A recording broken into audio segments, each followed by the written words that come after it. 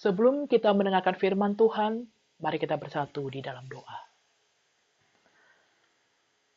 Terima kasih Tuhan untuk segala kebaikan Tuhan dalam kehidupan kami. Penyertaan-Mu hari lepas hari kami rasakan. Kasih setia-Mu selalu ada dalam kehidupan kami. Saat ini Tuhan, kami akan mendengarkan firman Tuhan. Kiranya kuasa Roh Kudus diam di dalam hati dan pikiran kami. Memampukan kami mengerti kebenaran firman Tuhan. Memampukan kami hidup dalam firman Tuhan. Berfirmanlah Engkau Bapa atas kami. Inilah Tuhan kami anak-anak-Mu. Kami telah siap untuk mendengarkan firman-Mu. Amin.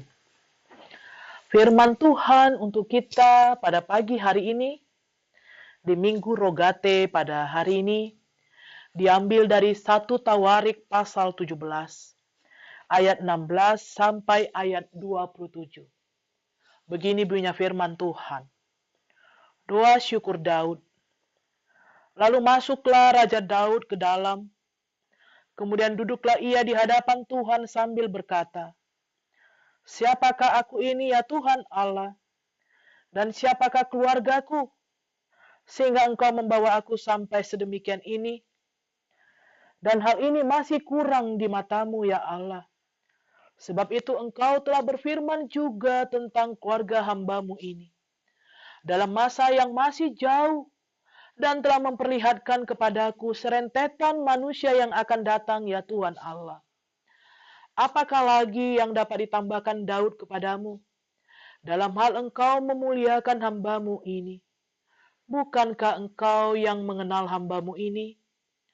Ya Tuhan, oleh karena hamba-Mu ini dan menurut hati-Mu, Engkau telah melakukan segala perkara yang besar ini, dengan memberitahukan segala perkara yang besar itu. Ya Tuhan, tidak ada yang sama seperti Engkau, dan tidak ada Allah selain Engkau menurut segala yang kami tangkap dengan telinga kami. Dan bangsa manakah di bumi seperti umat-Mu Israel, yang Allahnya pergi membebaskannya menjadi umat-Nya, untuk mendapat nama bagi-Mu, dengan perbuatan-perbuatan yang besar dan dahsyat, dan dengan menghalau bangsa-bangsa dari depan umat-Mu yang telah Kau bebaskan dari Mesir. Engkau telah membuat umat-Mu Israel menjadi umat-Mu untuk selama-lamanya. Dan Engkau ya Tuhan menjadi Allah mereka. Dan sekarang ya Tuhan diteguhkanlah untuk selama-lamanya janji yang Kau ucapkan mengenai hamba-Mu ini. Dan mengenai keluarganya, dan lakukanlah seperti yang Kau janjikan itu. Maka nama-Mu akan menjadi teguh dan besar untuk selama-lamanya. Sehingga orang berkata, Tuhan semesta alam, Allah Israel adalah Allah bagi orang Israel. Maka keluarga hamba-Mu ini Daud akan tetap kokoh di hadapan-Mu. Sebab Engkau ya Allahku telah menyatakan kepada hamba-Mu ini bahwa Engkau akan membangun keturunan baginya. Itulah sebabnya hamba-Mu ini telah memberanikan diri untuk memanjatkan doa ke hadapan-Mu. Oleh sebab itu ya Tuhan, Engkaulah Allah dan telah menjanjikan perkara yang baik ini kepada hamba-Mu. Kiranya Engkau sekarang berkenan memberkati keluarga hamba-Mu ini, supaya tetap ada di hadapan-Mu untuk selama-lamanya. Sebab apa yang Engkau berkati ya Tuhan, diberkati untuk selama-lamanya. Berbahagialah orang yang mendengar, menghayati, serta melakukan firman Tuhan dalam kehidupan sehari-hari. Bapak, Ibu, dan Saudara terkasih, ada sebuah syair lagu yang menyatakan, lebih baik sakit gigi daripada sakit hati.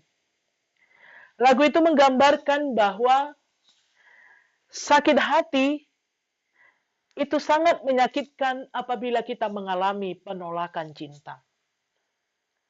Jika kita ditolak, maka akan timbul rasa sakit hati. Penolakan. Itulah sebenarnya yang terjadi dalam kehidupan Daud di dalam perikop kita ini. Terutama kalau kita melihat di dalam ayat sebelumnya pasal 17 ini. Di dalam ayat 1 sampai 15. Terutama di ayat 11 dikatakan, Apabila umurmu sudah genap untuk pergi, mengikuti nenek moyangmu, maka aku akan membangkitkan keturunanmu yang kemudian, salah seorang anakmu sendiri, dan aku akan mengokohkan kerajaannya. Bahwa niat baik Daud yang ada di pasal 17 ayat 1 sampai di ayat 1 dikatakan, setelah Daud menetap di rumahnya, berkatalah ia kepada Nabi Nathan, lihatlah, aku ini diam di dalam rumah dari kayu aras, padahal tabut perjanjian Tuhan itu ada di bawah tenda-tenda. Daud mengatakan kepada Nabi Nathan, aku hidup di rumah yang megah, padahal tabut perjanjian Allah sebagai lambang kehadiran Tuhan itu ada di bawah tenda. Dikatakan dia dua, lalu berkatalah Nathan kepada Daud, lakukanlah segala sesuatu yang dikandung hatimu, sebab Allah menyertai engkau. Nathan merasa bahwa Allah akan menyertai Daud kalau Daud membangun rumah bait suci bagi Allah. Tapi justru sebaliknya, setelah Nathan menyatakan kepada Daud, lakukanlah. Tak lama kemudian di malam hari, Allah datang kepada Nathan. Tapi dia justru menyatakan di ayat 11 tadi, apabila umurmu sudah genap untuk pergi mengikuti nenek moyangmu, maka aku akan membangkitkan keturunanmu yang kemudian, salah seorang anakmu sendiri, dan aku akan mengokohkan kerajaannya. Bahwa Allah mau menyatakan bahwa waktumu itu sudah datang. Waktumu untuk pergi mengikuti nenek moyangmu. Bahwa umur Daud tidak lama lagi di dunia ini. Oleh karena itu, Allah menyerahkan tugas untuk membangun bait suci kepada anaknya, kepada anak Daud, yaitu Salomo, di kemudian hari mendirikan bait suci. Oleh karena itu, penolakan Allah terhadap diri Daud, itulah yang melatar belakangi perikop ini. Tapi justru di dalam perikop kita ini, di dalam ayat 16 sampai ayat 27, dinyatakan doa syukur Daud. Ada 3 hal yang mau kita lihat dalam perikop kita ini. Yang pertama di 16 sampai ayat 19. Itu mau menyatakan bahwa penolakan Allah justru menimbulkan ucapan syukur Daud kepada Allah. Dan memang harus disadari nyatakan di ayat 16. Lalu masuklah Raja Daud ke dalam, dan duduklah ia di hadapan Tuhan sambil berkata, siapakah aku ini ya Tuhan Allah, dan siapakah keluargaku, sehingga engkau membawa aku sampai sedemikian ini. Setelah Daud mendengarkan di ayat 15, mendengarkan perkataan Nathan, setelah dia berbicara kepada Allah, Nathan menyampaikan tepat seperti yang apa dikatakan Allah kepada Nathan. Daud justru merasa, siapakah aku ini Tuhan? Aku ini nggak ada apa-apanya. Tapi justru dikatakan, justru engkau berfirman terhadap keluarga hambamu dalam masa yang masih jauh dan telah memperlihatkan kepadaku serentetan manusia yang akan datang ya Tuhan Allah.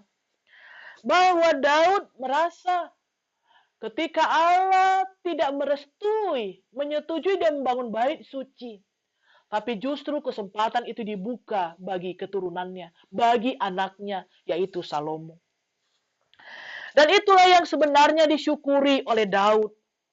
Bahwa memang dalam kehidupan Daud justru bersyukur bahwa disebutkan di ayat kemudian, di ayat 18.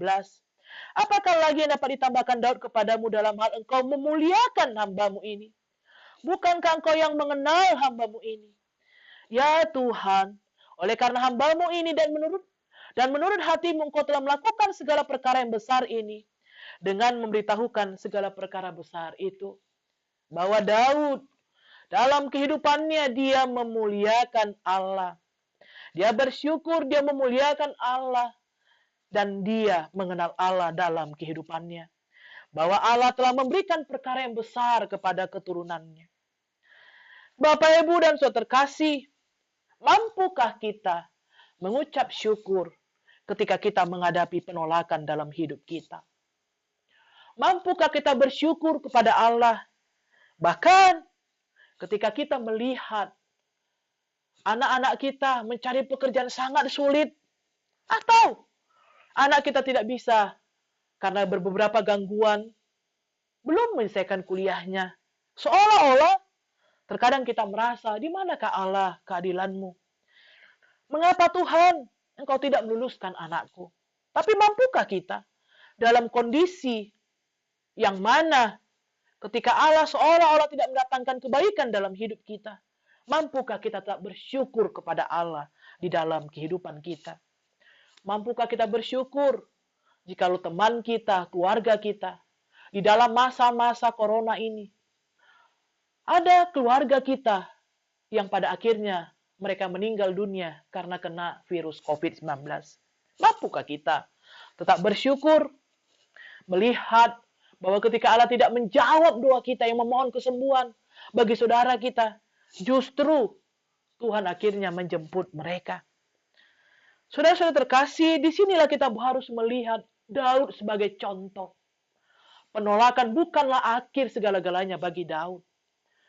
Walaupun itu pada akhirnya diberikan kepada anaknya. Padahal Daud menginginkan, merindukan, dia mendirikan rumah bait suci. Karena dia ingin membangun rumah bait suci lebih indah daripada rumah yang didiaminya. Oleh karena itu dalam kehidupan kita belajar seperti Daud. Penolakan yang kita alami dalam kehidupan. Ketika doa kita ditolak sekalipun tidak dijawab. Bahkan seolah-olah doa kita begitu lama dijawab. Marilah tetap lakukanlah, sampaikan ucapan syukur kepada Allah. Karena kebaikan Allah tetap kita rasakan di dalam kehidupan kita. Bahwa Allah tetap berkarya dalam kehidupan kita. Ini yang pertama. Di dalam ayat 20 sampai 22. Di situ dinyatakan bahwa Daud mengenal Allah dengan baik. Ya Tuhan, tidak ada yang sama seperti Engkau, di ayat 20 dikatakan. Dan tidak ada Allah selain Engkau. Menurut segala yang kami tangkap dengan telinga kami. Dan bangsa manakah di bumi seperti umatmu Israel, yang Allahnya pergi membebaskannya menjadi umatnya untuk mendapat nama bagimu. Nama bagimu dengan perbuatan-perbuatan yang besar dan dahsyat. Dan dengan menghalau bangsa-bangsa dari depan umatmu yang telah kau bebaskan dari Mesir. Engkau telah membuat umatmu Israel menjadi umatmu untuk selama-lamanya. Dan engkau ya Tuhan menjadi Allah mereka. Bahwa Daud mengenal Allah dengan baik. Pengenalan Daud tentang Allah itu dia lihat dengan perbuatan-perbuatan besar Allah di dalam kehidupan nenek moyangnya Israel. Ketika Allah melepaskan bangsa Israel dari kungkungan bangsa Mesir, mereka boleh kembali ke tanah Kanaan. Itu juga karena kuasa Allah dalam kehidupan umatnya Israel. Bahwa Daud mengenal Allah dalam kehidupannya. Allah selalu berkarya, perbuatan-perbuatan Allah nyata dalam kehidupan bangsanya dan nyata dalam kehidupan Daud sendiri. Daud bisa mengalahkan Goliat. Bahkan Daud juga bisa lari ataupun bebas dari kejaran Raja Saul. Itu karena Allah turut campur dalam kehidupan Daud. Saudara-saudara terkasih dalam Tuhan Yesus Kristus, sejauh manakah kita mengenal Allah dan perbuatannya dalam kehidupan kita? Sejauh manakah kita bisa mengenal Allah dengan baik dalam kehidupan kita? Kalau Allah membebaskan bangsa Israel dari tanah Mesir, dari perbudakan Mesir masuk ke tanah Kanaan. Saudara-saudara, yakinkan diri kita. Karya Allah di berapa ratus tahun yang lampau, berapa ribu tahun yang lampau. Yakinkan diri kita bahwa karya Allah membebaskan bangsa Israel pada zaman dulu. Itu juga akan berlaku dalam kehidupan kita pada saat ini. Allah akan membebaskan kita dari serangan virus corona. Allah akan membebaskan kita dari serangan corona. Karena apa? Karena kalau Allah berotoritas, berkuasa atas kehidupan bangsa Israel, Dia mampu membebaskan mereka dari tanah Mesir, Allah juga mampu membebaskan kita dari virus corona. Tapi bagaimana kita juga selalu mengingat perbuatan-perbuatan baik Allah dalam kehidupan kita. Ini yang kedua. Yang ketiga, di ayat 23 sampai 27. Ini mau menyatakan Daud katakan, yes, dan sekarang ya Tuhan, Diteguhkanlah untuk selama-lama janji yang Engkau ucapkan mengenai hamba-Mu ini dan mengenai keluarganya. Dan lakukanlah seperti yang Engkau janjikan itu. Bahwa Daud ingin supaya Tuhan meneguhkan janji Allah terhadap dirinya dan terhadap keluarganya tuh. Bahwa kalau Allah telah berjanji, Allah akan mengokohkan, meneguhkan keluarga Daud sampai selama-lamanya.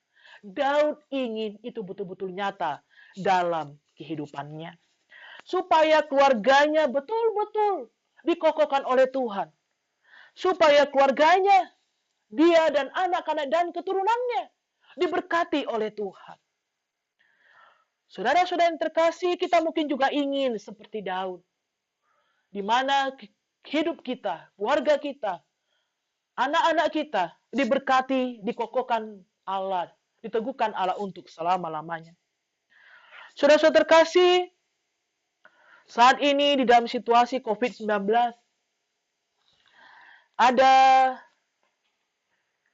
tetap ada hal yang positif kita lihat di balik hal-hal yang negatif yang terjadi dalam kita dalam situasi COVID-19 ini. Hal-hal negatif itu kita harus jujur. Kita hidup dalam ketakutan. Kita takut keluar rumah. Kalau keluar rumah, kita harus pakai perlengkapan kita. Masker, sarung tangan. Karena bagi kita itu sebagai salah satu alat untuk mencegah kita. Supaya kita untuk terkontaminasi dari orang lain. Bahkan kalau kita boleh jujur, tradisi cipika-cipiki kalau bertemu dengan keluarga atau sahabat, itu tidak terjadi pada saat ini. Tapi justru kita menyatakan salam namaste. Dan itu yang dilakukan pada saat ini untuk mencegah penyebaran virus corona. Bahkan, kalau kita boleh jujur, kita melihat bahwa kalau kita membuka televisi ataupun berita-berita di media, di internet atau di televisi, kita melihat seputar COVID-19. Kita melihat semakin tingginya tingkat kematian orang yang terkena COVID-19. Tapi puji Tuhan, kalau kita melihat berita baru-baru ini, sudah semakin melesat tinggi jumlah pasien COVID-19 yang sembuh setelah mengalami pengobatan. Hal inilah yang perlu kita lihat dalam kehidupan kita. Bahwa kita harus optimis bahwa Tuhan akan memulihkan bangsa kita. Bahwa pemulihan akan terjadi. Dan memang harus kita lihat juga hal yang positif dari terjadinya virus COVID-19 ini. Kita melihat, walaupun ibadah-ibadah tidak dilakukan di dalam rumah atau di rumah Tuhan, di gereja, tapi kita melihat ibadah-ibadah yang kita lakukan di rumah-rumah. Kita beribadah secara keluarga. Apakah kita beribadah dengan live streaming, ataukah di live streaming atau recording, kita melihat bahwa mesbah, altar-altar Tuhan didirikan di setiap rumah-rumah tangga pada saat ini. Memang harus disadari. Terkadang memang ketika kita beribadah di rumah dengan berkeluarga, mungkin musik tidak semegah ketika kita beribadah di gereja. Atau ketika kita mengikuti ibadah live streaming. Tapi sesungguhnya yang boleh kita lihat. Pada saat ini, Bapak sebagai kepala keluarga bisa berfungsi sebagai imam di dalam kehidupan keluarga. Ibadah-ibadah yang dilakukan dalam keluarga membuat altar-altar keluarga berdiri. Bapak, ibu, anak, dan keluarga lainnya bersama-sama memuji membesarkan nama Tuhan. Ini hal yang positif yang boleh kita lihat. Supaya dalam kehidupan kita boleh melihat kalau Daud di dalam doanya, ya Tuhan, berkatilah hamba-Mu dan keluarga hamba-Mu ini, supaya tetap ada di hadapan-Mu untuk selama-lamanya. Sebab apa yang Engkau berkati ya Tuhan, diberkati untuk selama-lamanya. Kiranya ini juga menjadi doa kita pada saat ini, di Minggu Rogate ini. Minggu berdoa, menjadi doa bagi kita. Di tengah-tengah perjuangan kita melawan COVID-19, marilah kita bergandengan tangan. Di dalam rumah kita, dalam iman percaya kita, dalam doa-doa kita sampaikan kepada Tuhan. Supaya mesbah-mesbah altar keluarga yang terjalin supaya keluarga kita tetap ada di hadapan Tuhan untuk selama-lamanya. Keluarga kita, iman kita tidak terkikis oleh COVID-19. Tapi kita semakin berdiri teguh di dalam Tuhan. Karena melihat karya Tuhan yang luar biasa dalam kehidupan kita. Jangan pernah kita takut dalam kehidupan kita. Tapi doa syukur Daud ini, biarlah menjadi doa syukur bagi kita. Daud bersyukur bahwa Tuhan memberkati keluarganya tetap ada untuk selama-lamanya. Biarlah itu menjadi doa juga bagi keluarga kita. Supaya keluarga kita tetap ada untuk selama-lamanya. Tetap ada. Di tengah-tengah situasi COVID-19 ini, kita bisa merasakan karya dan kasih kebaikan Tuhan. Kita mampu jika kita betul-betul beriman kepada Tuhan. Waktunya akan tiba, COVID pun akan berlalu. Yakinlah, marilah jalani hidup ini. Dengan social distance sekalipun, hadapilah dengan sukacita. Inilah hari-hari yang memang harus kita hadapi. Berada dalam rumah, keluar rumah hanya untuk hal-hal yang perlu, menjaga jarak. Dan yakinlah bahwa dalam kehidupan kita, waktunya akan tiba, hari pembebasan akan tiba. Kalau Allah membebaskan bangsa Israel dari tanah Mesir, dari perbudakan Mesir, Allah lakukan dengan menunjukkan kebaikannya. Yakinlah, kebaikan Tuhan juga akan Dia tunjukkan bagi kita orang yang percaya. Ketika waktunya tiba, kita akan lepas dari bahaya COVID-19. Amin. Mari kita bersatu dalam doa. Kami bersyukur buat segala kasih dan kebaikan Tuhan dalam hidup kami. Terima kasih Tuhan buat firman-Mu pada hari ini, yang mengajari kami Tuhan, supaya kami boleh belajar dari doa syukur Daud dalam kehidupannya. Walaupun Tuhan Engkau menolak dia untuk mendirikan rumah ibadah, mendirikan bait suci, tapi Kau justru Bapa memberikan kesempatan untuk kepada Salomo anaknya. Biarlah Tuhan, kami juga boleh melihat, walaupun kami berada dalam keadaan tertolak sekalipun, kami boleh melihat Bapa, ada hal-hal yang baik di dalam segala rencana Tuhan dalam kehidupan kami. Ya Tuhan, pulihkan bangsa kami dari COVID-19 ini Tuhan. Kau berkati para medis yang berjuang Bapa untuk mengobati, merawat para pasien COVID-19 Tuhan. Kau kuatkan mereka, berikan kekuatan yang luar biasa. Terutama berkati keluarga mereka Tuhan. Di dalam menunggu keluarga mereka Bapa untuk kembali Bapa. Kembali ke keluarganya Bapa setelah melakukan tugas mereka Bapa, mengobati para pasien COVID. Kau kuatkan keluarga mereka Tuhan yang mereka tinggalkan. Biarlah Bapa dengan kekuatan Tuhan, dengan hikmat daripada Tuhan, Kau mampukan kami Bapa bertahan di tengah-tengah situasi pada saat ini. Melawan virus COVID-19 Tuhan bersama dengan Tuhan. Terima kasih Tuhan, termulialah nama-Mu Bapa. Biarlah Bapa ketika kami beribadah di dalam rumah sekalipun, bahkan dengan live streaming sekalipun Tuhan, Kau mampukan kami tetap mensyukuri segala hikmat dan rahmat Tuhan dalam kehidupan kami. Terima kasih Bapa. Dosa dan pelanggaran kami Bapa hapuskan itu, supaya kami layak di hadapan-Mu, dan kami masih untuk memperoleh berkat-Mu. Dalam nama Yesus Kristus kami berdoa dan mengucap syukur. Amin.